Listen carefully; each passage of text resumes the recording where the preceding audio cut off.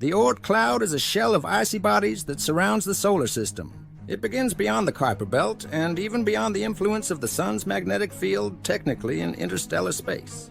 There may be billions or even trillions of objects in it, and some are so large that they count as dwarf planets. Many long period originate from the Oort cloud. Almost all objects that have approached the inner solar system from the Oort cloud are comets made of frozen gas and dust. But in 2022, as Space.com previously reported, researchers identified an unusual rocky object coming from the Oort cloud.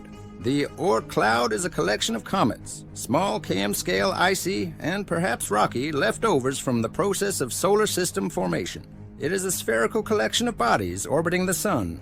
Stars are formed out of clouds of gas and dust in interstellar space that begin to collapse and flatten into a disk. During this time, grains of dust and ice come together and grow larger over time.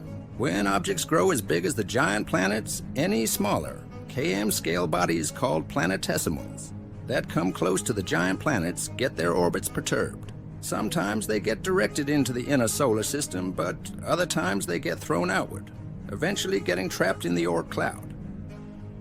The trillions of objects in the Oort cloud are likely made primarily of water, methane, and other ices, according to a 2003 paper in the journal Icarus. Many Oort cloud objects could be pristine chunks of the sun's early life, formed right at the beginning of the solar system, and then pushed by gravity to the outer reaches. Researchers suggest that these comets could provide insight into the environment in which the early Earth evolved, according to NASA.